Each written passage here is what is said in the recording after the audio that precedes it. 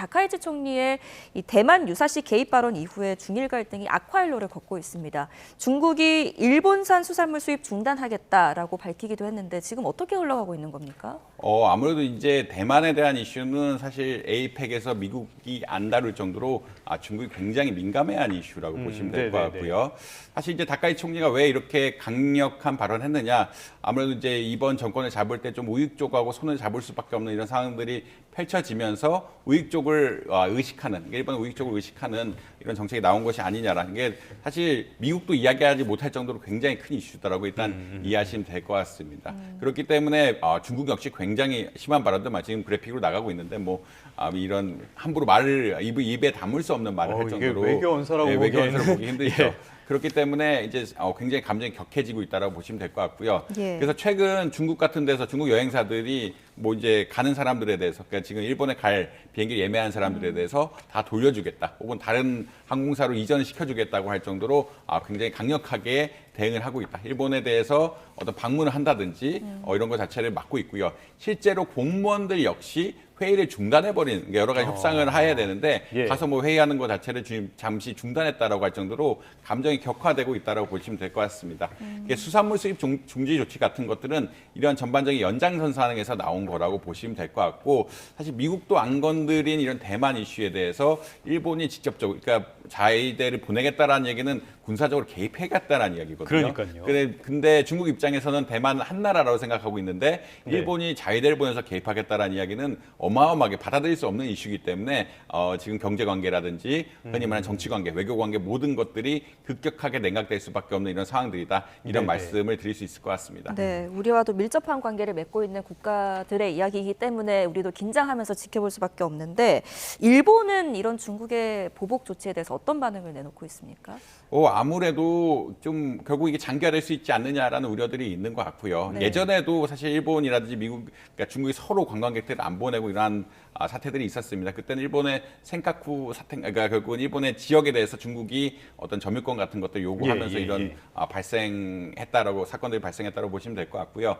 결국 관광이라든지 어떤 이런 부분들에서 절대적으로 싸울 수 있는 이런 양상들이 벌어질 수 있는 것들이 아니냐라는 이야기들이 나오고 있다. 그리고 이제 미국, 결국은 중국과의 관계를 일본 역시 설정하는 것들이 중요한데 사실 계속 어떻게 보자면 미국과의 관계도 계속하고 있었지만 중국과의 관계 역시 그렇게 나쁘지는 않은 상황이었거든요. 나쁘지는 않은 상황이었는데 이것들에 대해서 이제 어떻게 보면 트럼프 행정부 쪽 그리고 흔히 말하는 인태 전략이라고 그러죠. 그러니까 인도, 일본, 호주, 미국이 같이 연합하는 이런 전략 선상에서 일본이 좀 바꿔가는 것이 아니냐라는 의견들도 나오고 있다. 그리고 이게 정치적인 이슈인데 정치적인 이슈가 생각보다 지속될 수 있고, 이런 특히나 대만 발언 같은 굉장히 민감한 발언을 했기 때문에 좀 우려가 있다라고 보시면 될 것 같고, 특히 히토류 수출 같은 것들은 미국에서도 걱정하고 있는 양상들인데 중국에서 혹시나 히토류 수출 금지 같은 조치가 내려지면 어떨까라는 우려들도 나오고 있다. 아무래도 히토류 수출이 안 되면은 철강이라든지 모든 산업이 다 안 돼버리거든요. 이런 것들 때문에 좀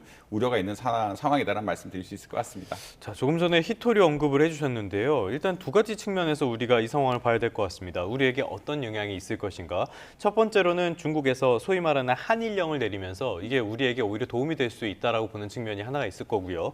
그 반대쪽으로 봤을 때는 히토류도 언급을 해주셨는데 히토류까지 중국이 통제하기 시작한다. 이러면은 이 일본과 중국의 마찰 속에 또 우리가 새우등 터지는 꼴이 될 수도 있을 것 같거든요. 교수님께서는 어떻게 보십니까? 일단은 한한령 같은 것들 좀 약해지고 있다는 얘기는 계속 나오고 있고요. 그 얘기의 배경은 어떤 거냐면 사실 이제 이번 한국과 중국의 에이펙에서 정상회담을 할 때 한한령을 직접적으로 완화한 조치가 나오지도 않을까 할 정도로 관계 같은 것도 좀 개선되고 있다라고 보시면 될 것 같습니다.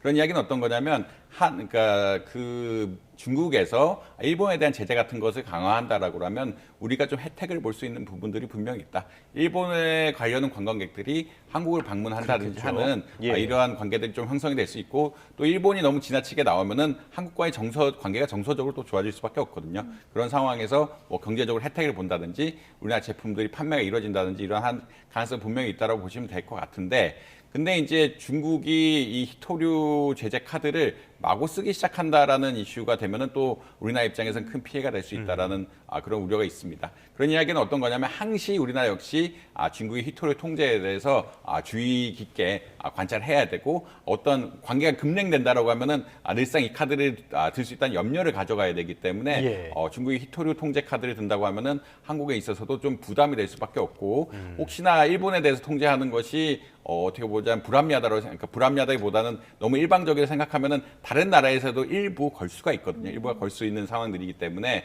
물론 중국이 일본을 타겟팅하는 정책이지만 이 타겟팅하는 정책이 너무 노골적이라고 하면은 한국에 대해서도 약간 일부 통제 같은 것들이 이루어질 수 있는 상황들이라서 좀 우려가 있는 이런 상황들도 있다라고 말씀드릴 수 있을 것 같습니다. 네, 알겠습니다.